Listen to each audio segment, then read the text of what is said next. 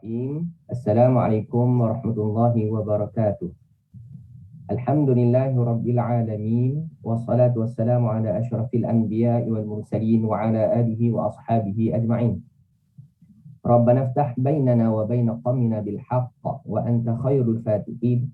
Subhanaka la ilma lana illa ma 'allamtana innaka antal alimul hakim. Wa la hawla wa la quwwata illa billahil 'aliyyil 'azim. Allahumma 'allimna bima yanfa'una wanfa'na bima 'allamtana wa zidna bi karamika ilma ya akramal akramin. Baik, sebelum program ini kita mulakan, suka saya ingatkan kepada para peserta sekalian agar dapat menetapkan mikrofon masing-masing dalam keadaan mute ataupun senyap supaya program ini dapat berjalan dengan lancar, insya-Allah. Selamat datang kepada tuan-puan sidang penonton yang dikasihi sekalian yang baru sahaja menonton segmen Bicara Sunnah secara langsung di page FB Mu'id dan Quicksas, anjuran bersama Mu'id, Quicksas dan Maksab. Dalam segmen ini kita akan membawakan kepada anda kupasan dan perbincangan mengenai ilmu asas akidah dan fiqh yang akan disampaikan oleh penceramah-penceramah jemputan kita. Segmen ini akan ke udara pada setiap minggu, setiap hari Khamis jam 3 petang secara langsung di page FB Mu'id dan Quicksas. Kita ucapkan ribuan terima kasih kepada tuan-puan sidang penonton yang dirahmati Allah Subhanahu Wa Taala sekalian kerana sudi untuk menyertai kami pada hari ini, dan diharapkan kita semua dapat sama-sama kongsikan program ini dengan klik butang like dan share live agar perkongsian kita pada hari ini dapat memberi manfaat buat mereka yang lain. Saya Muhammad Farid Faizul bin Osman selaku moderator anda pada hari ini akan membawa anda bersama-sama dengan panel jemputan kita untuk mengupas satu tajuk yang menarik dan sangat dekat dengan kita. Rasanya jika saya tidak perkenalkan penceramah jemputan kita pada hari ini, tuan-puan sudah sedia kenal. Kerana ini adalah kali yang ketiga kita jemput untuk bicara sunnah pada petang ini. Namun apa salahnya jika kita perkenalkan kembali penceramah kita, iaitu Dr. Umar Muhammad Noor, yang mana beliau berasal daripada Bekasi, Indonesia, dan beliau telah mendapat pendidikan daripada Universiti Islam Negeri Syarif Hidayatullah Jakarta dan sarjana As-Sunnah wa Ulumul Hadis Universiti Islam Darman Sudan. Beliau menimba ilmu hadis di Damsyik, Syria semenjak tahun 2002 hingga 2007. Kemudian beliau telah menyambung pengajian pada peringkat Doktor Falsafah di Universiti Malaya, dan beliau kini adalah pensyarah kanan di Universiti Sains Malaysia. Jadi tanpa membuang masa lagi, saya dengan ini menyerahkan kepada Dr. Umar Muhammad Noor untuk menyampaikan ceramah ataupun pengisian kita pada petang ini. Falyatafaddal mashkura. Terima kasih Ustaz Farid Faizul. Assalamualaikum warahmatullahi wabarakatuh. Alhamdulillah rabbil alamin, wassalatu wassalamu ala sayyidina maulana Muhammadin wa ala alihi wa sahbihi ajma'in. Rabbin fa'na bima 'allamtana wa 'allimna ma yanfa'una warzuqna ilman yuqarribuna ilaika rabbil alamin. Allahumma faqihna fid din wa 'allimna ta'wil wa iftah 'alaina futuhal 'arifina bika ya rabbil alamin. Wala haula wala quwwata illa billahil 'aliyyil 'azim. Alhamdulillah, segala puji bagi Allah Subhanahu wa taala. Selawat dan salam pada baginda Rasulullah sallallahu alaihi wasallam, juga kepada para sahabat dan tabi'in, para ulama al-amilin, para fuqaha dan muhaddisin yang telah menyampaikan kepada kita ilmu agama untuk memperkenalkan kita sunnah dan hadis-hadis baginda Nabi sallallahu alaihi wasallam. Terima kasih banyak sekali lagi saya ucapkan kepada pengurusi majlis kita pada hari ini, Al-Fadhil Ustaz Farid. Dan sebagaimana yang disebutkan Ustaz Farid tadi, ini adalah sesi saya yang ketiga bersama tuan-tuan dan puan-puan, para peserta yang mengikuti program Bicara Sunnah anjuran kerjasama MUIB dan Kuipsas dan rakan-rakan strategik. Dan insyaAllah dan selama perjumpaan kita yang telah lepas sebelum ni, kita telah membincangkan tajuk-tajuk dan tema-tema yang berkaitan dengan solat yang diambil daripada hadis Nabi SAW dan juga dihuraikan mengikut pandangan para ulama, terutamanya adalah para fuqaha a'immah mazhab Syafi'i. Dan tuan-tuan dan puan-puan sekalian yang dirahmati oleh Allah Subhanahu wa taala, jika pada perjumpaan yang pertama saya sudah berbincang berkenaan dengan bacaan-bacaan dalam solat, apa yang mesti kita baca di dalam solat, dan saya telah bawakan pelbagai hadis-hadis Nabi SAW untuk kita amalkan. Dan pada perjumpaan yang kedua saya juga telah membincangkan berkenaan dengan hukum hakam solat jamak dan qasar, ya, dengan perumpamaan yang mudah difaham mudah-mudahan. Dan pada perjumpaan kali ini saya akan berbincang berkenaan dengan salah satu topik yang lain berkenaan dengan solat. Akan tapi pilihan saya pada hari ini adalah saya akan berbincang berkenaan dengan hukum hakam dan hadis-hadis Nabi yang berkaitan dengan solat sunat rawatib. Nah, kita akan mulakan dengan membacakan sebuah hadis Nabi SAW berkenaan dengan perbincangan kita pada hari ini. Daripada Sayyidina Abu Hurairah radhiyallahu anhu, baginda Nabi SAW pernah bersabda, "Inna awwala ma yuhasabu bihil 'abdu yaumal qiyamah min 'amalihi salatuh. Fa in saluhat faqad aflaha wa anjah, wa in fasadat faqad khaba wa khasir. Fa in intaqasa min fariidatihi syai' qala Rabbu 'azza wa jalla unzuru hal li'abdi min tatawwu' fayukammala bihi man taqasa minal fariidah summa yakunu sa'iru 'amalihi 'ala dhalik."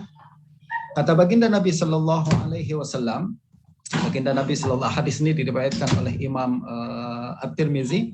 Baginda Nabi sallallahu alaihi wasallam memberitakan kepada kita, sesungguhnya amalan pertama yang akan dihisab bagi seorang hamba pada hari kiamat nanti adalah salatnya. Jadi ini adalah satu peringatan daripada baginda Nabi SAW kepada kita semua bahawa salat ni jangan diambil ringan, sebab salat adalah perkara pertama yang akan dihisab oleh Allah Subhanahu wa taala. Jadi sebelum Allah Subhanahu wa taala bertanya kepada kita berkenaan dengan pelbagai amalan-amalan yang lain, Allah akan bertanya berkenaan dengan salat kita. Kata Nabi SAW, sekiranya baik solat tersebut, maka orang itu akan selamat dan berjaya. Jadi kalau solat kita okey dalam hisab, insya Allah semua amalan-amalan kita yang lain senanglah untuk dihisab. Justru ini adalah sekali lagi peringatan daripada baginda Nabi SAW agar kita berhati-hati dan menjaga solat kita dengan sebaik-baiknya. Nah, kata baginda lagi, sekiranya solat tersebut hisab dia fail, buruk, jawapan penghisapan kita tak baik, maka dia, orang tersebut akan malang dan merugi. Teruklah kita. Kalau sekiranya solat kita teruk, maka semua amalan-amalan kita yang lain pun teruk juga. Dan saya rasa macam itu juga kalau kita perasanlah, tuan-tuan perempuan sekalian, ya, kalau kita perasanlah apa yang berlaku di dalam kehidupan kita di atas muka bumi ini, semuanya kadang ditentukan dengan solat kita. Kita akan nampak orang yang teruk kehidupannya, orang yang teruk kehidupannya banyak terlibat dengan pelbagai aktiviti jenayah dan lain sebagainya. Tanyalah dia, adakah dia jaga solat dia? Saya yakinlah, ya, saya yakin dia pasti tak akan jaga solat. Tak ada orang yang jaga solat kemudian dia melakukan jenayah-jenayah yang teruk-teruk. Itu adalah jenayah yang sikit-sikit mungkin, akan tapi yang teruk-teruk taklah. Dia akan orang yang menjaga solat secara otomatik dia akan terjaga daripada melakukan perkara-perkara yang buruk. Nah, sebaliknya orang yang solat dia tak dijaga, secara otomatik juga dia akan melakukan perkara-perkara yang teruk, perkara-perkara yang sangat besar, perkara-perkara yang berkaitan dengan dosa-dosa yang besar yang lain. Kenapa? Sebab kalau dia berani menentang Allah Subhanahu wa taala, kalau dia berani melanggar perintah Allah Subhanahu wa taala, maka dia akan lebih berani lagi melanggar hukum hakam ciptaan manusia. Gitu kan? Hukum hakam yang ada di atas muka bumi ini semuanya ciptaan manusia. Betul tak? Kalau dia berani menentang Allah, apalah lagi dia akan berani menentang manusia. Sebab Allah yang maha melihat pun dia berani untuk langgar perintahnya, apalagi manusia yang kadang nampak, kadang tak nampak. Nah, tuan-tuan puan-puan sekalian, justru salat menjadi perkara utama yang akan dihisab oleh Allah Subhanahu wa taala. Lalu ada satu episod di dalam hisab ni, kata Nabi sallallahu alaihi wasallam, di mana ada seorang hamba dihisab salatnya, lalu kemudian ternyata salat-salat yang akan didahulukan untuk dicek adalah tuan-tuan salat-salat fardu. Justru kalau salat fardu ada seorang manusia ni ketika dihisab ternyata salat fardu dia tak sempurna. Jadi kata Nabi sallallahu alaihi wasallam, apabila kekurangan berlaku pada salat fardu, jadi kurang berlaku pada salat fardu, misalkan salat fardu dia ada kekurangan sedikit, dan ini berlaku pada kebanyakan manusia macam kita lah. Kita ni salat fardu tuan-tuan 4 rakaat, saya tanyalah, kita khusyuk berapa rakaat? Kalau kita salat zuhur 4 rakaat, kita khusyuk berapa rakaat? Saya ingat kalau kita salat selama 10 minit misalkan, kita ingat Tuhan paling 1 minit saja. Betul tak? Itu maknanya banyak kekurangan. Kalau orang yang sempurna adalah 10 menit salat, 10 menit ingat Tuhan. Kalau kita ni 10 menit salat, 9 menit ingat perkara yang lain selain Tuhan. Kita ingat kereta kita lah, kita ingat lepas ni nak pergi kenduri siapalah, kita ingat jemuran dah angkat ke belum dan lain sebagainya kan. Nah, inilah yang dimaksud dengan kekurangan di dalam salatnya. Nah, kata Nabi sallallahu alaihi wasallam, apabila berlaku kekurangan dalam solat fardu seorang hamba, maka Allah Subhanahu wa taala akan memerintahkan para malaikat yang bertugas menghisab manusia tersebut. Kata Allah Subhanahu wa taala, wahai malaikat, coba periksa, adakah hambaku ini memiliki amalan sunat ke atau tidak? Jadi kalau ada kekurangan dalam solat fardu, Allah akan cek solat sunat kita. Sebab solat sunat tersebut berfungsi untuk menutup kekurangan. Kata Nabi sallallahu alaihi wasallam, amalan sunat itu, kalau ada hamba tersebut melakukan amalan-amalan sunat, maka dari amalan sunat tersebut diambil pahalanya untuk menutupi kekurangan fardu tersebut. Dan kata Nabi SAW, semua amalan akan dihisab mengikut perkara ni. Apa maksudnya ni? Nanti selepas kita dihisab solat kita, kita akan dihisab puasa kita. Ya kan, puasa fardu ada puasa sunat. Puasa fardu adalah bulan suci Ramadan. Mana yang puasa fardunya tak sempurna, maka akan dilihat puasa-puasa sunatnya. Puasa sunat akan menutupi puasa fardu, kekurangan yang terdapat dalam puasa fardu. Begitu juga haji, misalkan kalau ada kekurangan, haji adalah wajib. Kalau ada kekurangan dalam hajinya, maka akan ditutupi dengan umroh, sebab umroh adalah umroh kedua dan seterusnya adalah sunat dan lain sebagainya. Nah, semua akan dihisab dengan cara yang seperti itu, kata Nabi Sallallahu Alaihi Wasallam. Nah, apa yang kita pelajari daripada hadis ini adalah, tuan-tuan sekalian, maknanya adalah fungsi solat sunat sangatlah penting. Betul tak? Fungsi solat sunat adalah penting. Dia bertugas untuk menutupi kekurangan yang terdapat di dalam solat fardu kita. Dan seperti yang saya sebutkan tadi, orang macam kita, orang biasa macam kita ni, bukan wali Allah ni, orang-orang awam biasa, sudah pastilah solat fardunya tak sempurna. Kenapa solat fardu kita kadang sekali lagi kebanyakannya adalah lebih banyak mengingat dunia di dalam solat berbanding mengingat Allah Subhanahu wa taala. Kita mulut berkata wajjahtu wajhiya lillazi fataras samawati wal ard. Saya hadapkan seluruh tubuh saya kepada Allah Subhanahu wa taala, tapi sebenarnya kita tidak menghadap Allah Subhanahu wa taala. Nah, ini kekurangan-kekurangan. Dan kekurangan-kekurangan tersebut mesti ada di dalam setiap manusia biasa macam kita. Nah, justru orang yang macam kita ni adalah lebih patut untuk memperbanyak amalan-amalan sunat dengan melakukan melakukan solat-solat sunat yang kita laksanakan selain kita melaksanakan solat-solat fardu. Nah, apa dia solat-solat sunat yang boleh kita amalkan? Yang paling utama adalah solat sunat rawatib. Yang paling utama adalah solat sunat rawatib. Solat sunat rawatib adalah solat sunat yang kita lakukan beriringan dengan solat fardu. Sama ada solat sunat qobliyah ataupun solat sunat ba'diyah. Solat sunat qobliyah adalah solat sunat yang kita lakukan sebelum solat fardu. Solat sunat ba'diyah adalah solat sunat yang kita lakukan selepas solat fardu. Dan fungsi solat sunat ini adalah sekali lagi untuk menutupi kekurangan fardu kita. Untuk menutupi kekurangan fardu kita. Lagipun tuan-tuan, kalau kita melakukan solat sunat qobliyah, solat sunat sebelum solat fardu, maka seolah-olah kita menjadi satu persiapan sebelum kita menghadapi yang fardu. Jadi sebelum kita laksanakan solat fardu yang wajib nih, yang semestinya sempurna dan lain sebagainya, apa yang kita lakukan adalah kita buat persiapan terlebih dahulu dengan melakukan solat sunat. Nah, dengan solat sunat qobliyah nih, insya Allah solat fardu kita menjadi lebih sempurna. Kenapa? Kita sudah buat rehearsal dulu. Istilah kita rehearsal ini adalah latihan sebelum kita menghadapi actual event, kata orang kampung saya lah. Kalau kita nak buat konvo, biasanya kita akan buat rehearsal dulu kan, sebelum kita buat latihan terlebih dahulu. Begitu juga dalam solat fardu nih, karena solat fardu adalah perkara yang sangat besar, perkara yang sangat penting. Ada baiknya kalau kita buat rehearsal terlebih dahulu dengan melakukan solat sunat qobliyah. Nah, tuan-tuan dan puan-puan sekalian, solat sunat qobliyah dan ba'diyah di dalam solat kita nih dalam sehari semalam kita digalakkan untuk melakukan beberapa bilangan rakaat.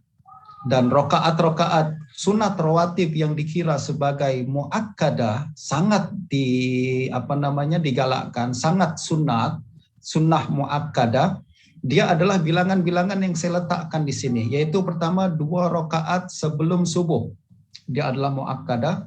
Kemudian 2 rakaat sebelum zuhur dan 2 rakaat selepas zuhur. Ini juga sunnah muakkadah. Berikutnya 2 rakaat selepas maghrib. Ini pun salat sunat rawatib muakkadah. Dan selepas itu adalah 2 rakaat selepas isya ditambah 1 rakaat witir. Nah, biasanya kalau kita nak buat 2 rakaat selepas isya terus tambah witir. Witir itu terpulang kita lah. Kalau kita semangat, nak banyak, sila kita boleh witir 3 rakaat, 5 rakaat, 7 rakaat, sampai 11 rakaat. Akan tapi kalau kita mungkin agak penat pada satu hari itu, maka paling kurang kita melakukan sholat witir adalah 1 rakaat. Jadi kita buat 2 rakaat ba'diyah isya, selepas itu kita lanjutkan dengan 1 rakaat witir ya. Nah, ini adalah bilangan-bilangan rakaat rawatib yang disebut para ulama mazhab Syafi'i kita adalah sebagai salat sunat rawatib yang muakkadah, yang sangat digalakkan, Jadi ada berapa bilangan nih? 2 rakaat sebelum subuh, yaitu yang disebut juga sebagai 2 rakaat fajar, 2 rakaat fajar, dan 2 rakaat sebelum zuhur dan 2 rakaat selepas zuhur. Lepas itu 2 rakaat selepas maghrib dan 2 rakaat selepas isya dengan witir. Ini yang adalah bilangan rawatib yang sunat muakkadah. Ada juga bilangan-bilangan rawatib lain yang sunat juga akan tapi tidak muakkadah. Maknanya digalakkan, kita disunatkan untuk buat juga tuan-tuannya, tapi pahalanya adalah tidak sebesar pahala salat sunat muakkadah yang tadi kita telah sebutkan sebelum ini. Nah, apa dia salat-salat sunat rawatib lain yang juga disunatkan akan tapi tidak muakkadah? Nah, ini yang saya letakkan dalam warna merah nih tuan-tuan ya. Dia adalah 2 rakaat 2 rakaat sebelum zuhur plus 2 rakaat sebelum zuhur, juga maknanya 4 rakaat sebelum zuhur. Jadi kalau qobliyah zuhur 2 rakaat itu muakkadah, kalau kita tambah lagi menjadi 2 rakaat pun digalakkan. Akan tapi dia bagi siapa yang nak sila buat, kalau tak nak pun tak apa. Kenapa? Sebab yang muakkadah adalah 2 rakaat itu. Kalau nak tambah 4 lebih sempurna lagi. Berikutnya juga adalah 2 rakaat selepas zuhur. Jadi qabliyah zuhur 4 rakaat, ba'diyah zuhur pun 4 rakaat. Ya, yang muakkadah 2 rakaat, akan tapi kalau nak buat 4 rakaat dia lebih sempurna lagi. Nah, berikutnya lagi adalah salat sunat qabliyah asar 4 rakaat. Qabliyah asar 4 rakaat. Jadi kalau nak buat qabliyah asar sila 4 rakaat atau 2 rakaat pun boleh, tapi dia kurang muakkadah. Yang muakkadah adalah salat yang tadi kita sebutkan tuh. Jadi dalam bilangan rawatib muakkadah tuh kalau tuan-tuan perasan dia tak ada qabliyah asar kan? Tak ada qabliyah asar ya. Sebab qabliyah asar dia sunat juga, akan tapi tidak muakkadah. Berikutnya adalah 2 rakaat maghrib sebelum maghrib pun tidak muakkadah, akan tapi disunatkan bagi siapa yang ada peluang untuk melakukannya adalah sangat digalakkan. Berikutnya 2 rakaat isya sebelum 2 rakaat qabliyah isya pun adalah sunat juga walaupun tidak muakkadah. Nah, ini adalah salat-salat rawatib yang mana kalau kita lakukan maka kita akan dapat pahala banyak. Dan kita digalakkan untuk menjaga salat-salat rawatib tersebut terutamanya yang muakkadah ya. Nah, secara ringkas kita boleh rumuskan macam mana? Secara ringkasnya tuan-tuan, semua salat yang 5 waktu ini ada qabliyahnya. Ada qabliyah. Tengok kalau kita perasan semua salat ada qabliyahnya. Cuma ada yang muakkadah, ada yang tidak muakkadah, betul tak? Tapi tidak semua solat ada ba'diyahnya. Selepas subuh tak ada ba'diyah, selepas asar pun tak ada ba'diyah. Nah, jadi itu adalah kaedah penting kita. Semua solat ada qabliyah, akan tapi tidak semua solat ada ba'diyah. Nah, tuan-tuan perempuan sekalian, suka saya ingatkan ada sebuah hadis Nabi SAW riwayat Imam Muslim yang patut untuk kita ambil peluang daripada istri Nabi bernama Ummu Habibah radhiyallahu anhu.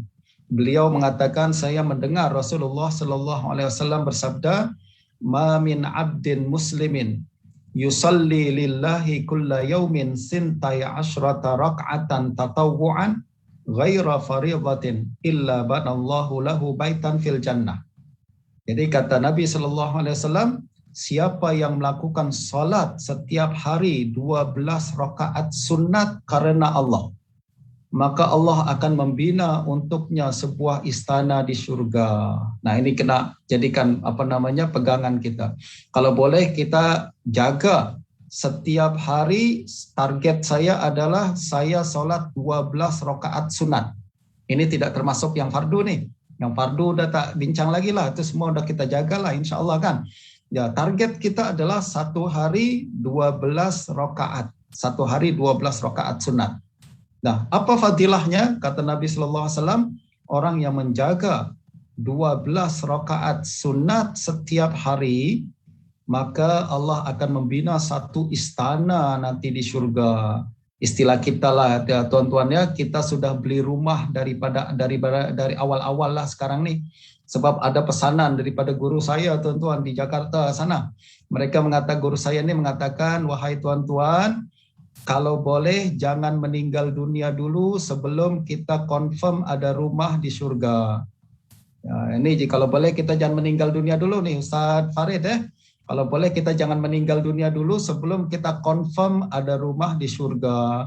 Kenapa? Kalau kita tak ada rumah di akhirat, susah urusan kita. Macam kita kalau nak pergi, misalkan nanti kan, kita nak bercuti misalkan, pergi ke mana? Kita bercuti, nak pergi ke Kelantan aja lah, jangan jauh-jauh lah. Pergi ke Kelantan aja. Kita nak bercuti. Sebelum pergi, apa yang kita buat? Pastikan di Kelantan kita tahu nak tidur menginap di mana, betul tak? Ada tak orang bercuti? Alah, nantilah kita pikirlah, nanti di sana kita cari rumah dan cari sendiri. Kalau kita dapat, kalau tahu macam mana? Tidur tepi jalan ke kita? Justru sebelum kita pergi kemana-mana, apa yang kita kena buat adalah pastikan akomodasi kita, tempat tinggal kita sudah confirm. Kenapa? Senang nanti kalau kita sampai, kita sudah tahu nak tidur di mana, kita nak menetap di mana. Senang urusan kita. Apalagi kalau perjalanan di akhirat. Tuan-tuan, kalau perjalanan di dunia ada masalah, kita boleh balik semula ke kampung kita. Kita boleh balik lagi ke rumah kita, betul tak? Tapi kalau di akhirat tak boleh lagi dah. Dia cuma one way je. Tak ada two way. Dia bukan tiket boleh pulang pergi nih. Tak, dia cuma pergi satu kali saja dah tak boleh balik. Nah, justru orang yang berakal dia mesti buat persiapan yang sebaik-baiknya. Orang yang berakal mesti buat persiapan sebaik-baiknya sebelum melakukan perjalanan yang satu kali ini, yang tak boleh balik semula nih. Nah, apa yang kita mesti lakukan? Pastikan perjalanan kita selesa. Yang kedua, pastikan kita ada tempat kalau kita sudah sampai di destinasi kita. Nah, ini salah satu pesanan juga daripada guru saya bagi juga pesanan kepada tuan-tuan dan puan-puan sekalian, para peserta yang mendengar kajian kita pada hari ini, kuliah kita pada hari ini, saya pesan jangan meninggal dunia sebelum kita confirm ada rumah di akhirat. Bagaimana kita nak beli rumah di akhirat? Nah, baginda Nabi SAW dengan penuh kasih sayangnya telah bagi tahu kita tips untuk beli rumah di akhirat, ya. Tips beli rumah di akhirat. Beli rumah di akhirat bukan dengan duit. Beli rumah di akhirat dengan amalan. Dan salah satu cara amalan untuk membeli rumah di akhirat adalah dengan melakukan rutin 12 rakaat setiap hari. Insya Allah, siapa yang melakukan perkara tersebut, maka akan dijamin satu rumah daripada Allah Subhanahu wa taala bagi kita nanti di akhirat.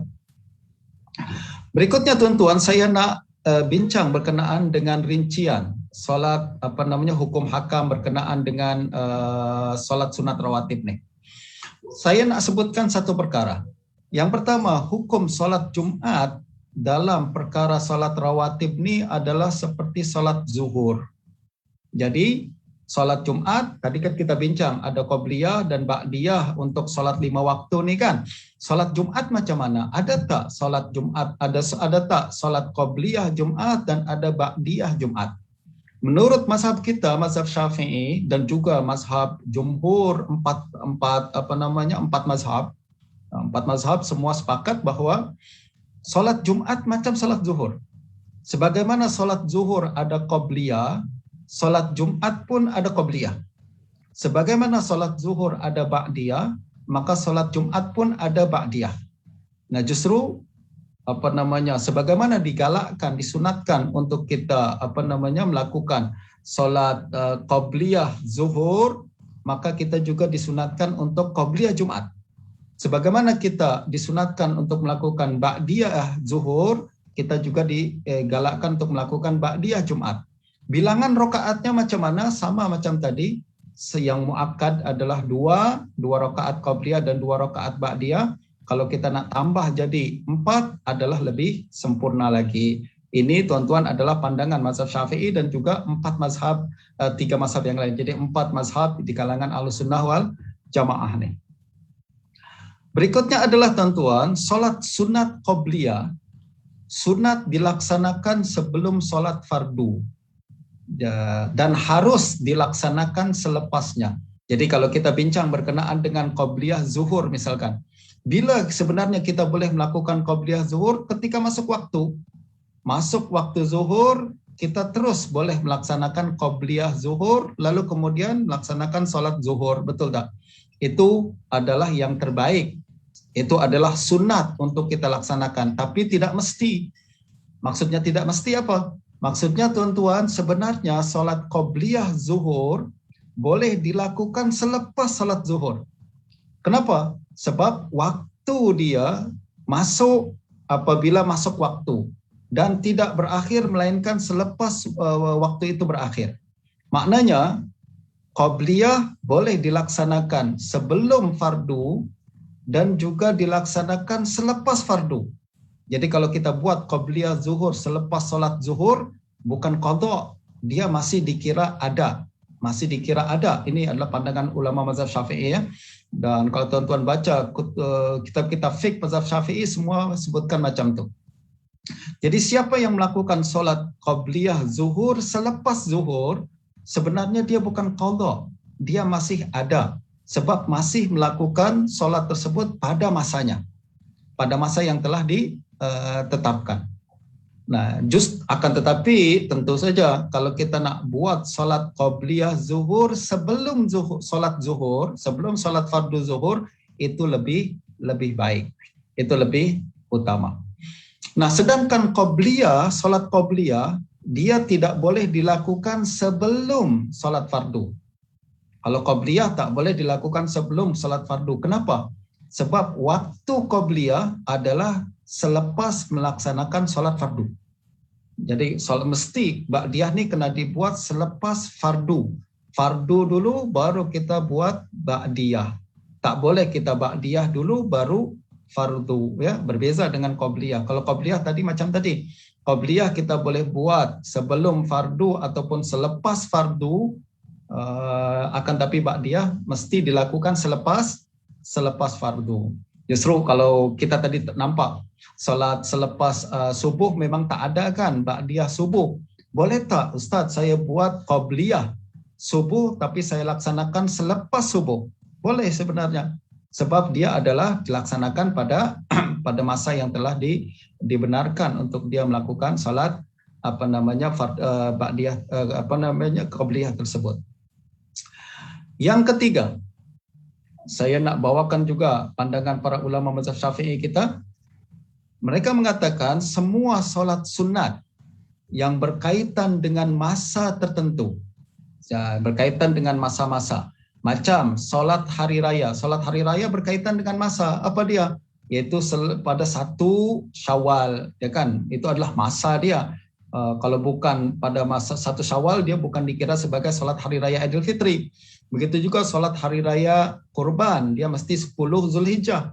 Kalau bukan 10 Zulhijjah, dia bukan dikira sebagai solat hari raya Idul Adha. Nah, ini maknanya adalah solat sunat yang terikat dengan masa-masa tertentu. Semua solat sunat yang berkaitan dengan masa-masa tertentu, seperti solat hari raya, seperti solat duha, seperti solat witir, seperti solat rawatib juga berkaitan dengan masa kan, masa solat fardu dan lain sebagainya. Apabila kita terlepas melakukan solat tersebut, misalkan kita biasa melakukan solat duha, lalu kemudian pada satu hari ini kita sibuk sangat sehingga kita tak sempat melakukan duha. Apa yang kita lakukan? Disunatkan mengqadha. Kita disunatkan untuk qadha. Kalau kebiasaan kita melakukan perkara itu, misalkan solat hari raya lah. Kita misalkan solat hari raya, biasa kita solat hari raya, tapi kemudian hari itu kita terlalu ada urusan penting atau sakit dan lain sebagainya, sehingga kita tak mampu untuk menghadiri solat hari raya. Keesokan harinya kita baru ada peluang untuk melaksanakan perkara ini. Boleh tak kita solat hari raya pada hari yang kedua? Boleh, qadha. Ya, jadi kita boleh qadha solat yang kita tinggalkan pada hari raya 1 Syawal tadi. Begitu juga duha tadi kita boleh qadha. Misalkan duha, kita terlepas duha. Duha kan berakhir hingga masuk waktu zuhur kan. Misalkan kita terlepas karena sibuk sangat pada hari itu, boleh tak saya qadha lepas zuhur? Boleh. Sebab dia adalah solat sunat yang berkaitan dengan masa. Solat sunat yang berkaitan dengan masa, maka dia kalau terlepas, kata para ulama kita, disunatkan untuk kita mengqadha solat-solat tersebut, ya. Dan semua solat, termasuk solat rawatib, Jadi kalau kita terlepas solat 2 rakaat subuh misalkan, kita biasa buat 2 rakaat qabliyah subuh nih, tapi pada satu hari ini kita penat sangat sehingga terlepas solat tersebut, bangun sudah tengah hari, bangun sudah terbit matahari dan lain sebagainya, kita sempat hanya melakukan salat subuh saja misalkan, boleh tak kita qadha sunat qabliyah tersebut? Boleh kita qadha. Jadi semua solat sunat yang berkaitan dengan masa, maka dia boleh diqadha apabila kita terlepas, ya, apabila kita terlepas. Nah, berkaitan dengan masa nih tuan-tuan, saya ada satu perbincangan lagi, yaitu berkaitan dengan masa-masa haram untuk solat. Saya yakin tuan-tuan dan rakan-rakan sekalian sering mengetahui perkara berkenaan dengan berkenaan dengan masa-masa yang disebut masa haram untuk melakukan solat. Nah, hadis berkenaan dengan perkara ini sahih, riwayat daripada Imam Malik di Muwatta dan Imam An-Nasa'i, yaitu kata Nabi SAW, saya bacakan terjemahnya saja, sesungguhnya apabila matahari terbit, maka tanduk syaitan pun mengiringinya. Tanduk syaitan ini adalah simbolik bahwa pada saat itu syaitan disembah. Orang-orang penyembah syaitan menyembah syaitan pada masa itu. Justru ketika matahari terbit, tanduk syaitan pun terbit, mengiringinya. Itulah masa ketika orang penyembah syaitan menyembah syaitan. Oleh sebab itu, para ulama, Nabi melarang kita untuk melakukan sholat pada masa tersebut, agar tidak sama dengan para penyembah syaitan ini. Apabila matahari meninggi, tanduk syaitan pun meninggalkannya. Tanduk syaitan pun meninggalkannya. Apabila matahari di tengah langit, betul-betul berdiri di tengah langit, tegak dia, tanduk syaitan pun mengiringinya. Apabila tergelincir dari tengah langit ke arah barat sikit, maknanya masuk waktu zuhur, maka tanduk syaitan pun meninggalkannya. Apabila hampir terbenam, tanduk syaitan mengiringinya. Wah, pada saat itu diharamkan lagi sholat. Apabila telah terbenam, maka tanduk syaitan pun meninggalkannya. Maka Rasulullah SAW melarang sholat pada waktu-waktu ini. Jadi Rasulullah SAW dalam hadis ini dikatakan melarang kita melakukan sholat pada masa-masa yang ditetapkan. Rumusannya adalah bila masa itu, ada berapa masa yang diharamkan sholat nih? Kata Imam Syafi'i dalam kitab Al-Um, tuan-tuan, Imam Syafi'i mengatakan rumusan daripada keterangan hadis Nabi ini ada 5 tempat atau 5 masa yang diharamkan kita melakukan sholat. Yang pertama selepas subuh hingga terbit matahari. Yang kedua, selepas terbit matahari hingga dia tinggi 1 tombak. Itu pun diharamkan. Yang ketiga, selepas asar hingga terbenam matahari. Yang keempat, selepas terbenam sebagian matahari hingga terbenam seluruhnya, juga diharamkan. Dan yang terakhir adalah pertengahan siang. Jadi ketika matahari tegak betul-betul di tengah-tengah langit, nah itu diharamkan untuk sholat. Tapi kalau sudah tergelincir ke barat sikit, yaitu zawal istilahnya, masuk waktu zuhur, maka sudah dibenarkan semula untuk melakukan sholat. Melainkan pada hari Jumat. Hari Jumat nanti kita akan bincangkan. Hari Jumat, walaupun matahari sudah tegak, masih tegak dan belum masuk waktu zuhur, kita dibenarkan untuk melakukan sholat sunat. Kenapa? Sebab kita digalakkan untuk hadir ke masjid pada hari Jumat awal. Ya, sebelum masuk waktu, kita hadir ke masjid, lalu banyak-banyak melakukan sholat, sampailah masuk waktu sholat Jumat. Nah, pada hari Jumat ada keistimewaan. Maknanya walaupun matahari tegak di tengah-tengah langit tetap dibenarkan atau tidak diharamkan melakukan sholat sunat. Nah, itu dia adalah 5 masa yang dikenal sebagai masa diharamkan sholat. Akan tetapi, tuan-tuan puan-puan sekalian, saya nak ingatkan bahwa masa haram sholat ini bukan semua sholat diharamkan. Bukan semua sholat yang diharamkan. Kata para ulama, sholat fardu tetap boleh, halal. Contoh misalkan, macam tadi kita sholat subuh terlambat. Kita bangun terlewat, sehingga matahari terbit kita baru bangun. Ustaz, kan tadi waktu matahari terbit sebelum meninggi, kita diharamkan sholat, macam mana kita nak sholat subuh sekarang ke atau nanti saja? Sholat subuh sekarang. Sebab larangan tersebut tidak berkaitan dengan sholat fardu. Begitu juga orang yang asar misalkan, sholat asar terlewat, sehingga hampir terbenam matahari. Ustaz, tadi kan terbenam matahari, kalau matahari hampir terbenam kan diharamkan sholat. Ya, tapi sholat fardu tak, tetap. Kalau sudah sampai macam itu pun kita segera disuruh untuk melaksanakan sholat fardu. Sebab waktu-waktu haram tadi tidak berkaitan dengan sholat fardu. Yang kedua, sholat qadha. Jadi Walaupun misalkan lepas asar tadi kita kata kalau kita sholat asar, selepas sholat asar haram sholatkan, ya. Tapi sholat qadha tidak haram. Maksudnya apa? Kalau tadi kita tertinggal sholat zuhur misalkan, Ustadz boleh tak saya qadha sholat zuhur lepas asar? Boleh.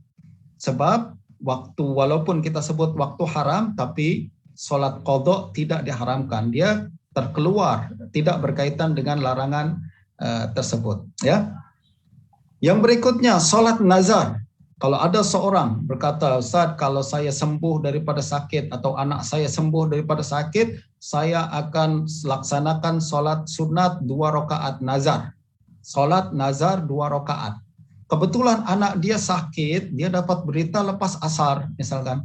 Dia dapat berita lepas asar, boleh tak terus dilaksanakan sholat? Boleh.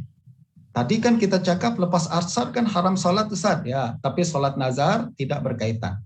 Ya, tidak berkaitan dengan larangan tersebut. Sholat nazar tetap dibenarkan walaupun pada masa-masa yang tadi kita katakan terlarang itu. Berikutnya sholat jenazah. Sholat jenazah pun dibenarkan dilaksanakan pada waktu-waktu yang kita sebut dilarang tuh, waktu-waktu haram tadi. Maknanya siapa yang nak sholat jenazah lepas subuh boleh ketawa? Boleh, boleh. Kan kata tak boleh sholat lepas subuh. Sholat jenazah tak termasuk. Lepas asar macam tadi juga boleh sholat jenazah. Ketika matahari tegak pun boleh juga. Sebab sholat jenazah tidak termasuk dalam larangan waktu-waktu haram tersebut. Berikutnya apa lagi tuan-tuan? Sebenarnya solat ini semua solat yang fardu kan? Solat fardu sama ada fardu ain atau fardu kifayah, semua tidak ada kena-mengena dengan waktu-waktu haram tersebut. Jadi ini perlu diketahui dengan baik ya. Ramai orang yang tak perasan perkara ini, dia ingat ini waktu haram adalah maknanya haram solat untuk semua solat. Tak. Waktu haram solat adalah untuk tidak berkaitan dengan sholat fardu sama ada fardu ain ataupun fardu kifayah. Jadi semua sholat fardu ain, fardu kifayah dia dibenarkan walaupun pada masa-masa yang dilarang tersebut. Sebenarnya sholat yang dilarang pun tidak semua berkaitan dengan sholat sunat. Ada sholat sunat yang dibenarkan dilaksanakan pada pada masa terlarang nih, dan ada sholat sunat yang dilarang ya. Secara umumnya para ulama mengatakan macam nih. Yang dilarang dilakukan pada sholat pada masa-masa haram tadi adalah sholat sunat yang tak ada sebab. Kalau sholat sunat yang tak ada sebab atau disebut sebagai sholat sunat mutlak memang haram pada waktu-waktu yang 5 tadi. Ya, salat sunat mutlak diharamkan. Salat mutlak ni macam mana? Dia adalah salat sunat saja saya nak solat. Bukan karena sebab-sebab tertentu. Saja saya ini bagus nih untuk orang yang misalkan ada masa saya tak tahu nak buat apa, solat lagi bagus daripada kita buat perkara-perkara yang tak kena mengena kan. Itu adalah salat sunat mutlak. Nah, begitu juga akan tapi salat sunat yang yang solat sunat yang sebabnya berlaku sebelum solat sunat ni tuan-tuan ada yang tak ada sebab macam tadi tak boleh dilaksanakan pada waktu dilarang. Ada juga jenis solat yang sebabnya berlaku sebelum solat. Sebab yang sebabnya berlaku sebelum solat. Contoh solat tahiyatul masjid. Tahiyatul masjid adalah solat sunat yang kita lakukan karena sebabnya kita masuk masjid, betul tak? Soalan saya, kita masuk masjid dulu baru solat, ataukah kita solat dulu baru masuk masjid? Jawabannya adalah kita masuk masjid dulu baru solat. Itu bermakna bahwa sebab solat berlaku sebelum solat, ya kan? Sebab solat berlaku sebelum solat. Begitu juga solat sunat wudu. Kita wudu dulu baru solat atau solat dulu baru wudu? Tentulah wudu dulu baru solat, betul tak? Itu bermakna solat sunat wudu sebabnya berlaku sebelum solat. Berlaku sebelum solat. Maka yang macam ni tuan-tuan solat sunat yang sebabnya berlaku sebelum solat semua boleh dilaksanakan walaupun pada 5 masa yang diharamkan tadi. 5 masa yang diharamkan tadi. Ya, jadi semua. Contoh salat tahiyatul masjid, salat sunat wudu, salat sunat tawaf, sujud tilawah, ini semua dibenarkan walaupun pada masa-masa yang dilarang. Yang kedua, salat yang sebabnya berlaku selepas salat.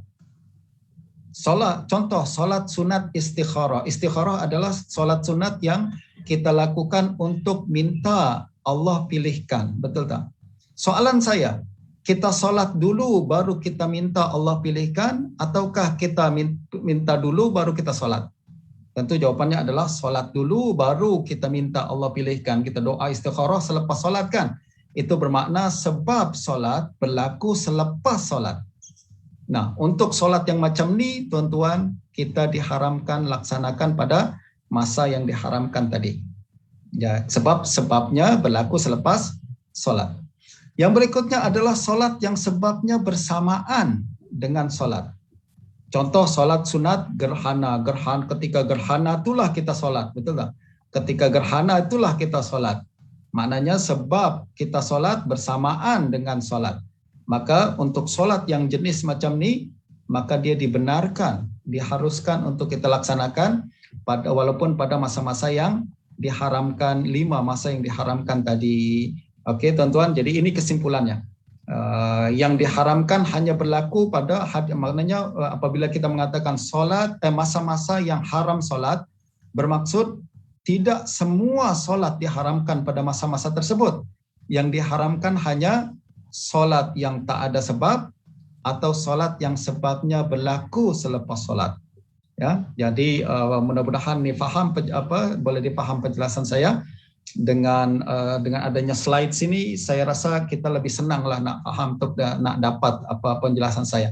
Kalau kurang faham, nak dapat kurang tangkap misalkan, tuan-tuan boleh tengok rakaman kuliah kita pada hari ini dalam laman MUIB ya. Jadi kita boleh ulang-ulang semula pada masa yang akan datang. Nah, satu perkara lagi tuan-tuan, kata Imam Asy-Syafi'i, tiada masa haram solat di Mekah. Tadi kita cakap ada 5 masa yang diharamkan. Ya, itu semua berlaku di luar Mekah. Kalau kita berada di Mekah, di Masjidil Haram, kita berada di Masjidil Haram, Mekah, tak ada istilah masa haram solat. Tak ada istilah masa haram solat. Kita dibenarkan solat apa saja di mana saja di kawasan di mana saja di kawasan Masjidil Haram pada bila-bila masa saja. Kita tak ada larangan untuk melakukan perkara tersebut kalau berada di Masjidil Haram. Ya, ketika kita jadi kalau kita duduk di Masjidil Haram, kalau kita kebetulan ada peluang ke Masjidil Haram, banyak solat. Tak ada larangan sama sekali untuk kita melakukan solat walaupun pada masa-masa itu. Misalkan lepas subuh kita nak solat sunat boleh, lepas asar kita nak solat sunat boleh kalau di Masjidil Haram, kata Imam Asy-Syafi'i. Jadi ini adalah penjelasan daripada yang saya jelaskan tadi adalah pandangan daripada mazhab Asy-Syafi'i. Ya, pandangan mazhab Syafi'i berkenaan dengan masa haram salat tersebut. Kalau kita nak tengok sikit berkenaan dengan apa pandangan ulama-ulama dalam mazhab yang lain, kita akan dapati bahawa 3 mazhab yang lain, yaitu mazhab Hanafi, Maliki dan Hanbali, berpandangan berbeza ya daripada mazhab Syafi'i. Kita sikit saja ingin tahu apa pandangan mereka walaupun pegangan kita adalah mazhab Syafi'i. Nah, menurut 3 mazhab yang lain, haram semua solat sunat pada masa-masa haram. Jadi kata mereka, ya solat fardu okey, tetap dibenarkan pada masa-masa haram ni. Akan tapi solat sunat semua, mereka tak bezakan antara solat sunat yang sebabnya sebelum ke, sebabnya selepas ke, atau bersamaan atau tak ada sebab, tak. Semua solat sunat diharamkan pada masa-masa haram. Ini adalah pandangan mazhab Syafi'i. Nah, berikutnya lagi tuan-tuan, haram melakukan solat apabila matahari berada di tengah langit hingga tergelincir pada hari Jumat. Jadi kalau mazhab Syafi'i hari Jumat ketika matahari tegak ni dibenarkan juga kan? Ya, dibenarkan. Tapi dalam mazhab yang lain tidak dibenarkan walaupun pada hari Jumat. Dan haram juga solat sunat pada masa-masa haram di Mekah. Tadi kata mazhab Syafi'i, tak ada istilah masa haram di Mekah. Tapi menurut 3 mazhab ni, ada masa-masa haram di Mekah. Justru kita tak boleh solat sunat selepas subuh, kita tak boleh solat sunat selepas asar, walaupun kita berada di Mekah. Ini adalah pandangan selain daripada mazhab Syafi'i. Dan itu adalah sekedar kita mengetahui wawasan kita berkenaan dengan perbezaan pandangan ulama dalam perkara tersebut, agar kita lebih terbuka, agar kita lebih faham berkenaan dengan bagaimana para ulama berbeza pandangan karena mentafsirkan hadis Nabi sallallahu alaihi wasallam. Itu dia, saya rasa masa saya pun sudah habis. Minta maaf sekiranya ada kekurangan. Insyaallah kita akan berjumpa semula pada masa yang akan datang, dan saya serahkan semula majlis kita pada hari ini kepada Al-Fadhil Ustaz Farid untuk tindakan selanjutnya. Terima kasih. Wassalamualaikum warahmatullahi wabarakatuh.